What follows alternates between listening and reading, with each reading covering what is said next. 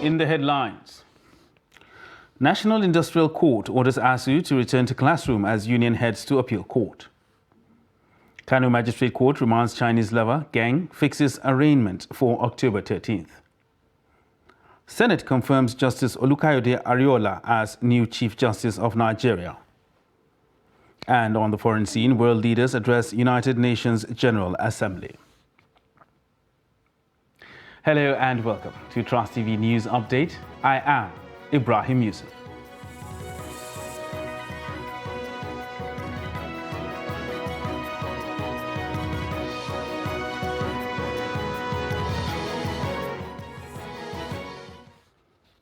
Hello and welcome once again. The National Industrial Court, sitting in Abuja on Wednesday, ordered university lecturers in the country to shelve their strike and return to the classroom due to the importance of education to national development. The order is contained in the ruling of Justice Polycarp Hammon on the interlocutory application by the federal government seeking to end the 7-month industrial action embarked upon by the Academic Staff Union of Universities, ASU, to press home its demand for better working conditions. Trust TV's Shafiu Suleiman reports. An interlocutory application seeking to halt the protracted strike that shut down the nation's universities for 7 months.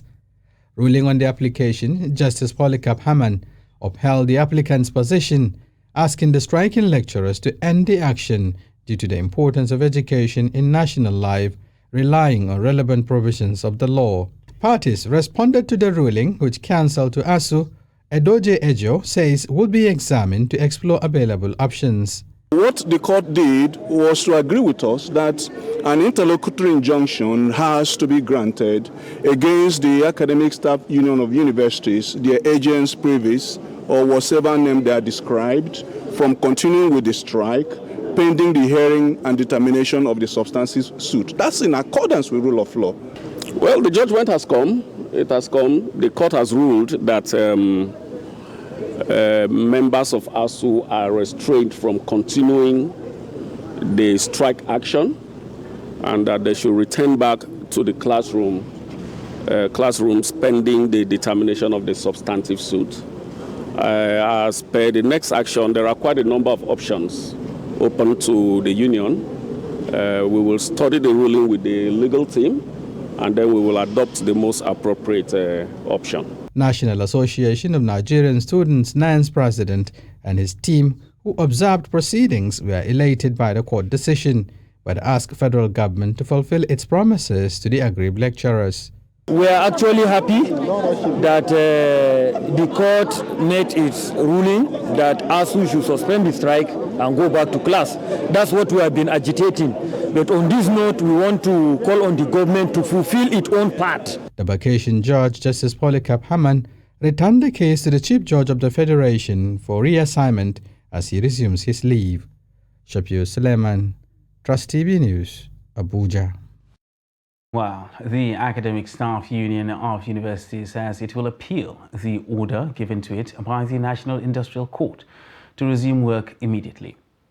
The union specifically said it's already assembling its lawyers, led by renowned human rights activist Femi Falana, a senior advocate of Nigeria, to file an appeal.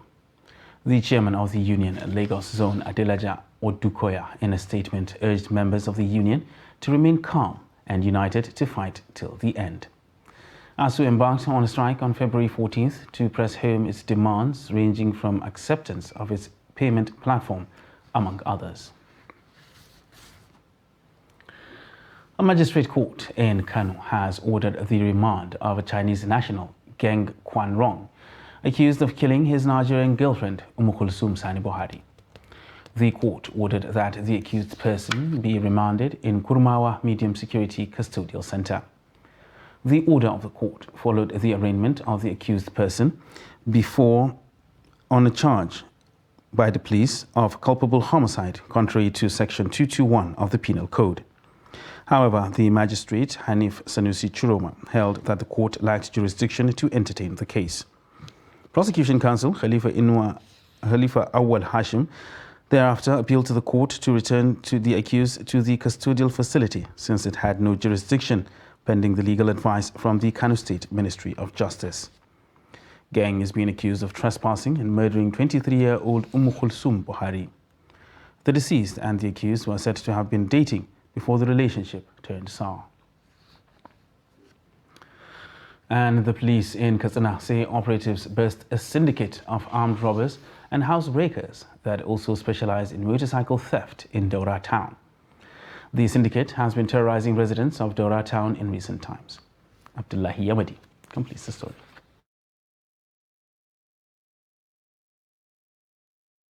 Right, details of that will come in our subsequent bulletin. Meanwhile, the Senate has confirmed Justice Olukayode Ariola as the substantive Chief Justice of Nigeria. Justice Ariola was confirmed after responding to a few questions from lawmakers on the floor of the Senate. He has been acting as the CJN following the retirement of his predecessor, Justice Tanko Muhammad. Justice Muhammad resigned on health grounds on Monday, June 27, 2022. And to politics now, where the camp of Rivers State Governor Nyesom Wike has officially pulled out from participating in the PDP presidential campaign of Atiku Abubakar in the 2023 election. The group made its position known at a marathon meeting in the early hours of Wednesday at Wike's private residence in Port Harcourt.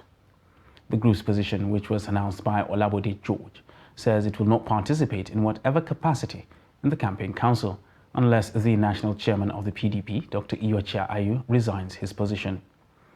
Those that participated at the meeting were Governor Seyi Makinde of Oyo State, Olusegun Mimiko, former governor of Ondo State, Donald Duke, former governor of Cross River State, Ayo Fayose, former governor of Ekiti State, Johnny Jang, the former governor of Plateau State, Muhammad Adoke, former attorney general of the Federation, Olabode George, Jerry Gana, a former minister, Chibudum Umochi, former deputy speaker of the House of Representatives, Senator Suleiman Nazif, and Nena Ukeji. Meanwhile, presidential candidate of the People's Democratic Party and former Vice President Atiku Abubakar has reacted to the formal withdrawal of Rivers State Governor Nyesom Wike and his loyalists from the Presidential Campaign Council. Atiku Abubakar, in a statement he signed, said he was surprised at the decision, considering the fact that the state chapters of the party submitted the names to be included in the party's Presidential Campaign Council. The PDP presidential candidate said, though he did not know the reason behind Governor Wike's withdrawal from the Campaign Council, but demanding the resignation of the national chairman, Iyorchia Ayu, is his prerogative, adding that as a committed Democrat and firm believer in the rule of law, he has absolute belief that everything the party should do will be in accordance with its constitution. He drew the attention of the aggrieved party members to recent vote of confidence to buttress the party members' confidence in the national leadership of the party. He then called on those pulling out of the campaign council to have a rethink and retrace their steps, the statement added. A federal high court sitting in Port Harcourt has reserved till September 26th for hearing of all applications and originating summons in the suit instituted by the People's Democratic Party against the Independent National Electoral Commission and the National Assembly candidates of the All Progressives Congress in Rivers State. When the matter was brought to court, the presiding judge, Justice Stephen Dialop Pam, after receiving applications from the defendants asking him to recuse himself from the case, adjourned till September 26 for a definite hearing on all applications, including the originating summons. Speaking outside the courtroom, Ezemoye Amadi, who appeared for himself as the 12th defendant and the APC candidate for Ikwere Federal Constituency, alleged that the judge refused to allow him to address the court, as was advised by the administrative judge, adding that the judge rather preferred to hear all applications at an adjourned date. Today, I tried to prevail on the presiding judge to allow me, in obedience to the directive of the administrative judge, to allow me to present my application before him so that he can make a pronouncement on my application. And once again, he refused. I also want to put on record that everything that I said in court there, the judge refused to record me. At this point in time, I can tell you, tension is beginning to build up. And if anything goes wrong, I want to be quoted. If anything goes wrong, then Justice Pam must be held responsible. One of the counsels for the People's Democratic Party, DK Udenna, described the defendants as being jumpy about the case, noting that the courts cannot entertain the motions because the defendants filed their applications and served on parties the same day. Section 285 of the 1999 Constitution also makes it clear that all objections should be taken along with the substantive case in matters of this nature, that is, in election and in pre-election matters. So it is on the basis of those provisions that the Learned Trial Court had directed, consistent with the constitutional provision, that all the applications will be taken together. If he agrees that good reasons have been given why he should recuse himself, then of course, naturally, it will end and the matter will be sent away. Most of the applications had not been served on parties, and the presiding judge felt that it was not ripe for hearing and decided to adjourn the matter to the 26th of September, wherein all parties would have been served with the processes. But held that he's going to hear the applications for recusal and the substantive matter that is originating summons of PDP all together. And that was what caused some stir from some of the candidates who were in court. The 12 defendants, Ezemoye, Amadi, and others, said they do not have confidence in any pronouncement that Justice Pam will make, adding that his ruling on hearing all applications in one day is like airing the matter from the back door. And now to our earlier story from Katsina, where the police say operative burst a syndicate of armed robbers and housebreakers that also specialize in motorcycle theft in Daura town.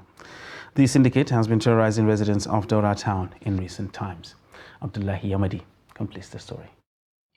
Members of the syndicate are suspected of breaking into houses and dispossessing residents of Daura of their phones, monies and motorcycles, as well as other valuables. The suspected robbers confessed to committing the offense but plead with police to temper justice with mercy.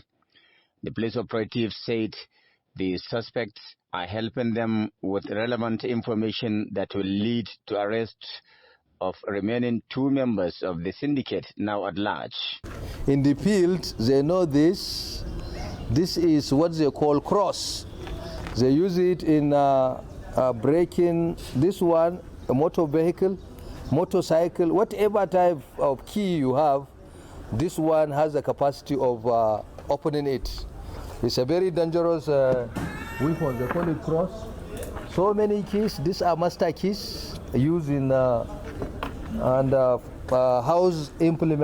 breaking implement. You can see this. Yes, and they have also a cutlass that they can use in committing their nefarious activities. They have confessed to the commission of the offense. There are 2 persons, their own mastermind, that is the leader of the gang, is also at large. We are looking for him, and we are making efforts to go and arrest the ritualist that is assisting them in committing this crime. Investigation is ongoing into this case. The suspected criminals used charms they claimed to have obtained from a ritualist in Niger Republic to make their victims fall asleep until they finish committing their nefarious offenses. Similarly, dangerous house-breaking implements such as pinches, locally fabricated keys, charms and phones were recovered from the suspected criminals. I now realized that there are a lot of implications and consequences of engaging into criminalities. These kind of tendencies are bad, and I'm now regretting my acts. We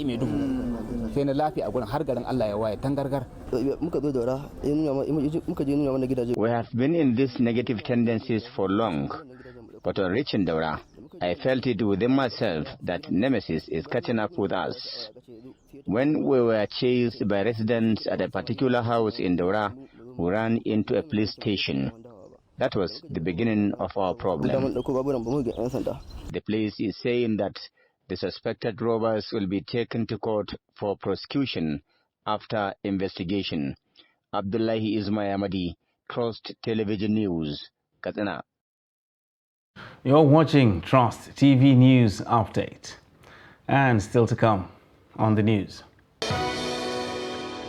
Hausa man bags Igbo chieftaincy title in Ogun State. Details of this and more after the break. Please stay with us.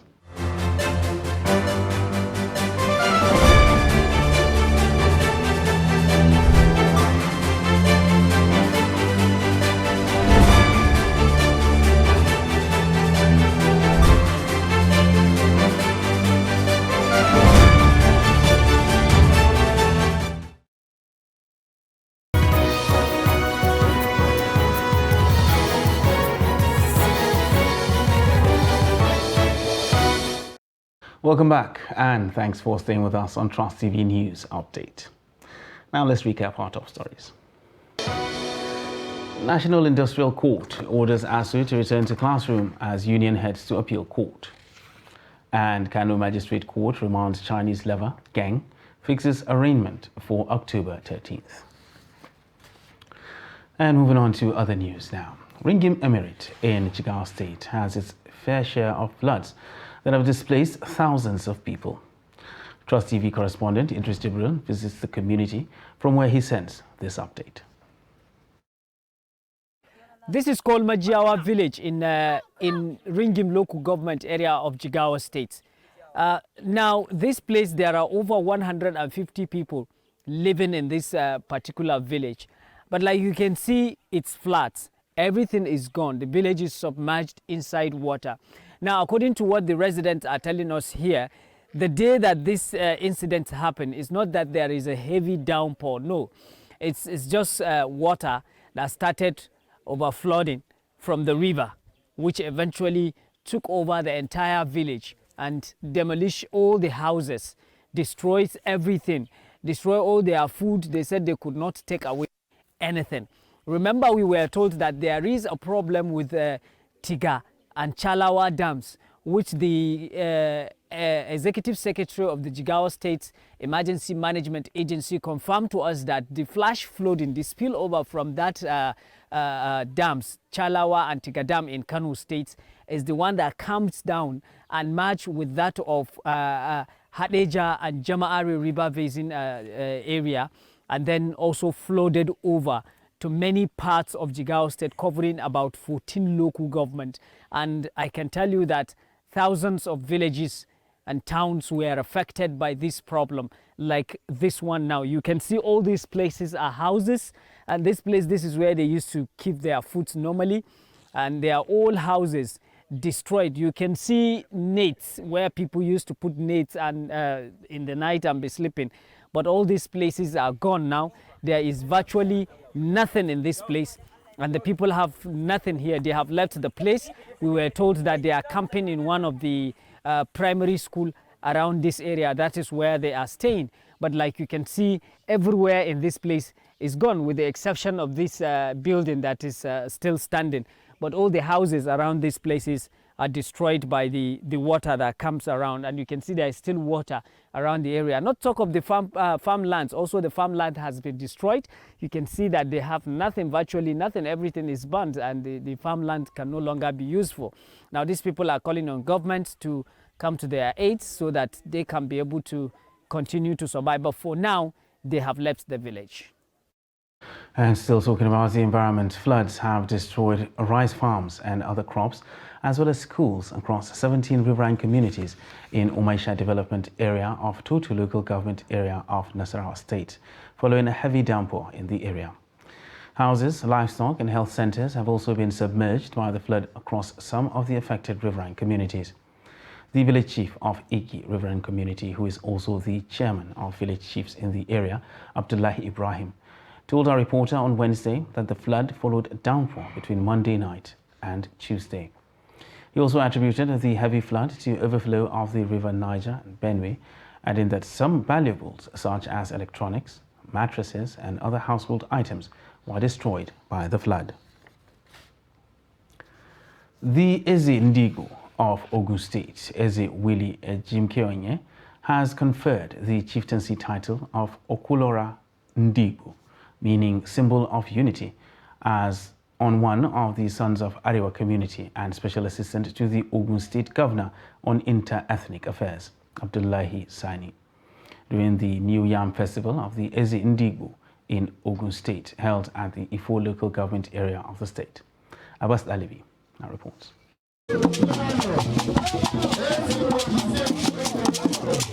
The Yam Festival, which is celebrated yearly and every 4 years, could be best described as a show of ethnic camaraderie, as the Yoruba as well as the Arewa community in Ogun State come to identify with the Igbo people.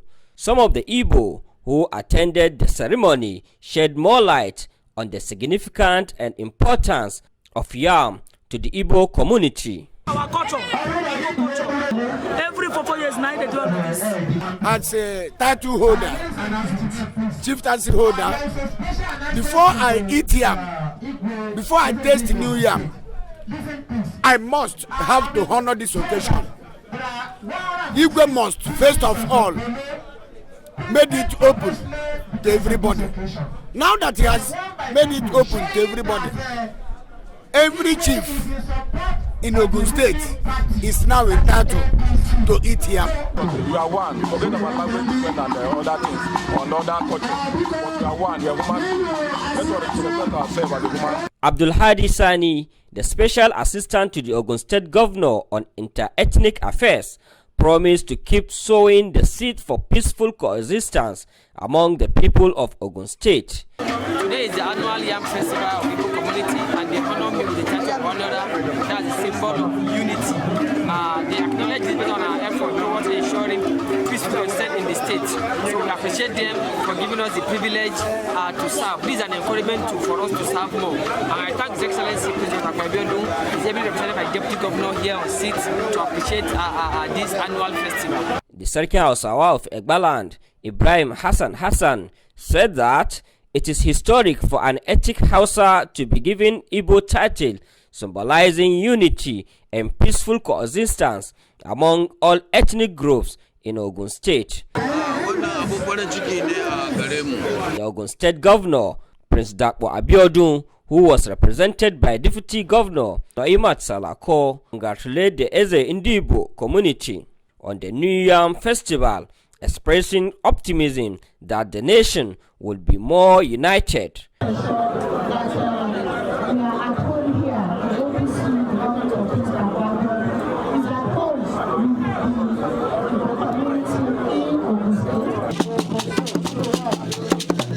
From Ogun State, Abbas Alibi, Trust TV News.